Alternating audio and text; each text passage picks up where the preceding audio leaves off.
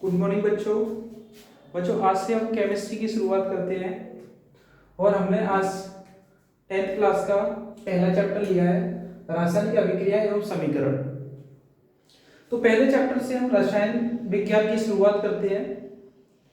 बाकी मेरे जो बाकी लेक्चर होंगे सारे लेक्चर आपको क्रम वाइज मिलेंगे, टॉपिक वाइज क्रम वाइज आपको लेक्चर मिलते जाएंगे और आप इन वीडियो को लेक्चरों को सुनकर अपने नोट्स तैयार कर सकते हो और अपने हाई स्कूल की प्रिपरेशन कर सकते हो।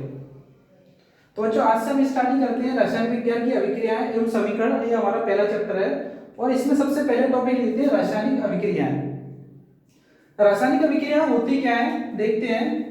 तो वह अभिक्रिया जिसमें एक या अधिक पदार्थ परस्पर अभिक्रिया करके नए पदार्थ का निर्माण करते हैं एवं निर्मित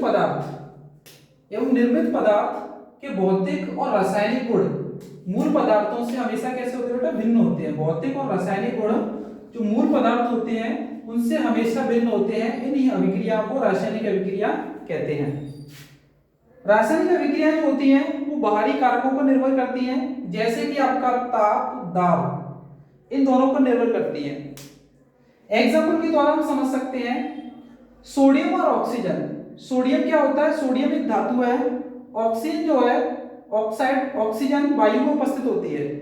तो सोडियम धातु वायु में उपस्थित ऑक्सीजन के साथ अभिक्रिया करती है और अभिक्रिया करके बनता है सोडियम ऑक्साइड।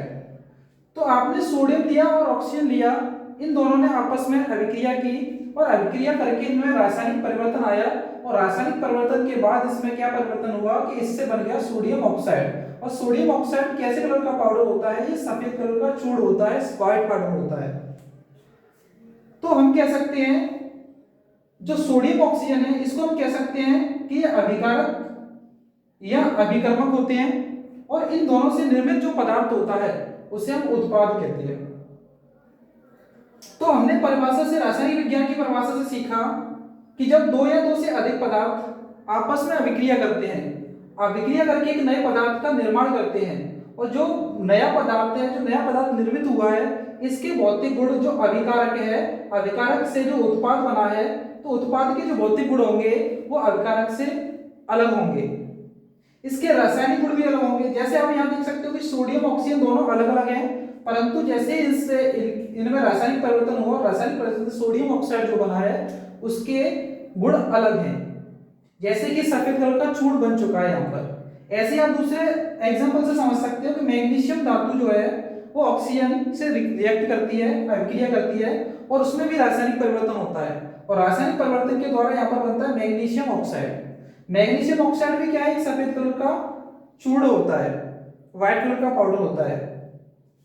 तो यहाँ पर हमने देखा कि जब दो या दो से अधिक पदार्थों को लेते हैं और वो दोनों पदार्थ आपस में रिएक्ट करके एक नए पदार्थ का निर्माण करते हैं। जो आपने सबसे पहले पदार्थ लिया है उनको अभिकारक या अभिकर्मक कहते हैं और जो दोनों पदार्थ आपने सबसे पहले लिए हैं और उनसे जो नया पदार्थ बना है उसे हम उत्पाद कहते हैं। तो जो अभिकारक होता है उसके लक्षण या उसके गुण और जो अभिकारक से उत्पाद बना है उसके लक्षण या उसके गुण दोनों आपस में एक दूसरे से हमेशा अलग या भिन्न होते हैं।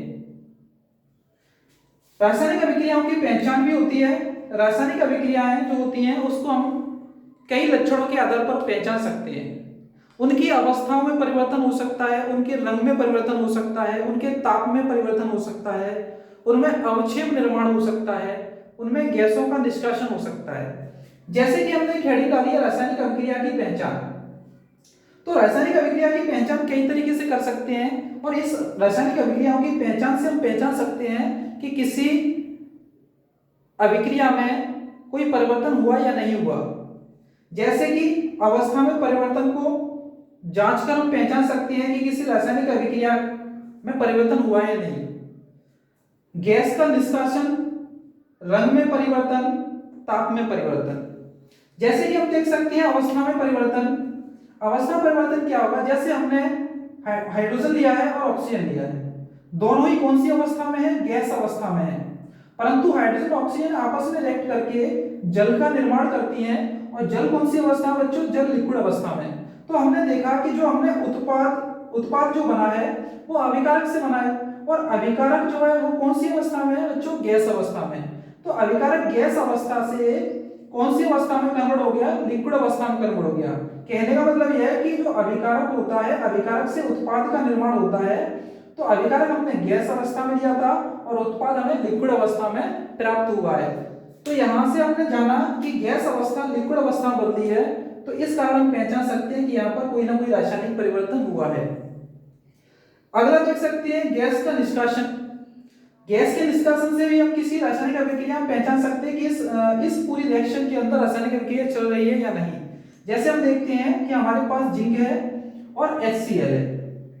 तो जिंक HCl के साथ रिएक्ट करता है और इससे बनता है जिंक क्लोराइड और हाइड्रोजन गैस का यहाँ पर निष्कासन होता है। तो हमने देखा है कि इस संपूर्ण रासायनिक अभिक्रिया में गैस का निष्कासन हो रहा है और इस गैस के निष्कासन से हमने पहचान लिया कि यहाँ पर कोई रासायनिक अभिक्रिया चल रही है। इसी तरीके से हम देख सकते हैं रंग में परिवर्तन। रंग में परिवर्तन देखें तो हमने क्या किया, लोहे की कीलें ली, मतलब आयरन लिया।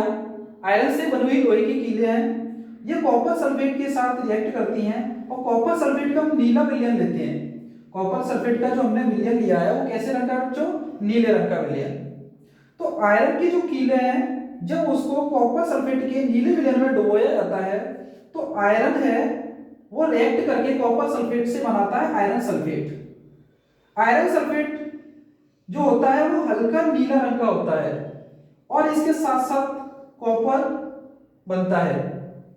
तो हमने देखा कि जो लोहे की कीलें हैं वो कॉपर सल्फेट के साथ रिएक्ट करती हैं और कॉपर सल्फेट का जो विलयन था वो गहरा नीला था, परंतु गहरे नीले से ये चेंज हो जाता है हल्का नीले रंग में। हल्के नीले रंग में चेंज हो जाता है, तो इससे हमें पता चलता है कि इस संपूर्ण रासायनिक अभिक्रिया में रंग में परिवर्तन हो रहा है और रंग में परिवर्तन के आधार पर हम इस अभिक्रिया की पहचान कर सकते हैं कि यहाँ पर कोई रासायनिक अभिक्रिया चल रही है। इसी आधार पर हम देख सकते हैं ताप में परिवर्तन। ताप में परिवर्तन देख सकते हैं बच्चों, जैसे हमने लिया बिना बुझा हुआ चूना जिसको हम कैल्शियम ऑक्साइड कहते हैं। कैल्शियम ऑक्साइड जो है वो जल के साथ रिएक्ट करता है और जल के साथ रिएक्ट करके बनाता है कैल्शियम हाइड्रोक्साइड, जिसको हम बोलते हैं बुझा हुआ चूना, और इसके साथ साथ इसमें से ऊष्मा निकलती है। तो इस आधार पर हमने देखा कि इस संपूर्ण रासायनिक अभिक्रिया में ऊष्मा का निष्कासन हो रहा है। तो इस ऊष्मा के निष्कासन से हमने पता कर लिया कि इस पूरी संपूर्ण रासायनिक अभिक्रिया में परिवर्तन आया। परिवर्तन किसका है, ऊष्मा का परिवर्तन। तो ऊष्मा के परिवर्तन से हम अंदाजा लगा सकते हैं कि यहाँ पर भी कोई रासायनिक अभिक्रिया चल रही है। जैसे कि इस एग्जाम्पल को नॉर्मल वे में समझते हैं बच्चों। आपने देखा होगा कि जैसे आप बाजार जाते हो, बाजार से कैल्शियम ऑक्साइड खरीदते हो जिसको आप सफेदी बोलते हो। कैल्शियम ऑक्साइड खरीदते हो, आप घर पर लाके किसी पात्र में, एक बड़े से पात्र में आप इसको डालते हो। डालने के बाद क्या होता है, ये जल के साथ रिएक्ट करती है, धीरे धीरे घुलने लगती है, डिसॉल्व होने लगती है। तो जल के साथ कैल्शियम ऑक्साइड बिना बुझा हुआ चूना रिएक्ट करना स्टार्ट करता है, अपनी रिएक्शन दिखाता है। जब इसके बीच रिएक्शन स्टार्ट होती है, रासायनिक परिवर्तन आता है, तो उसमें से क्या होता है, बुलबुलों के साथ एक ऊष्मा निकलती है, एक ऊर्जा निकलती है। आपने देखा होगा बच्चों, अधिकतर ये घरों में सफेदी की जाती थी पहले, तो घरों में ऐसा ही होता था कि हम बाहर से कैल्शियम ऑक्साइड लेके आते थे बाजार से और उसको जैसे ही जल में डालते थे तो वह डिसॉल्व होने लगता था और ऊष्मा बुलबुलों के साथ बाहर निकलती थी। तो इसका मतलब ये हुआ कि जो हमने अपने घर पर ये जो एग्जाम्पल करके देखा है, तो इससे हमें प्रतीत होता है कि जब उससे ऊष्मा निकल रही है, तो ऊष्मा निकल रही है तो यहाँ पर कोई ना कोई रासायनिक अभिक्रिया चल रही है। तो इस आधार पर हम रासायनिक अभिक्रियाओं की पहचान कर सकते हैं। तो रासायनिक अभिक्रियाओं की पहचान के लिए मैंने आपको बता दिया, अवस्था में परिवर्तन हो सकता है किसी भी रासायनिक अभिक्रिया में, या उससे गैस निष्कासित हो सकती है, या उसके रंग में परिवर्तन आ सकता है, या ताप में परिवर्तन आ सकता है। इसके साथ साथ एक और अभिक्रिया होती है अवक्षेप का निर्माण। अवक्षेप का निर्माण ऐसा होता है कि जैसे दो उत्पाद आपस में रिएक्ट करते हैं, दो अभिकारक आपस में रिएक्ट करते हैं और रिएक्ट करके जब उत्पाद बनाते हैं तो उत्पाद में से कोई ना कोई पदार्थ तली में या सरफेस पर नीचे बैठ जाता है, उसका अवक्षेप हो जाता है। तो अवक्षेप निर्माण से भी हम रासायनिक अभिक्रिया की पहचान कर सकते हैं।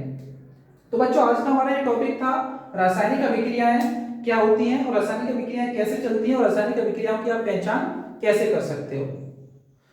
तो बच्चों, इसी तरीके से हम आपको आगे चैप्टर वाइज और टॉपिक वाइज नोट कराएंगे और आगे पढ़ाते जाएंगे। आप बच्चों इसका स्क्रीनशॉट ले सकते हो इसको अपनी फेयर में या नोटबुक में आप नोट करके इसकी स्टडी कर सकते हो, अपने प्यारे से नोट्स बना सकते हो। थैंक यू, धन्यवाद।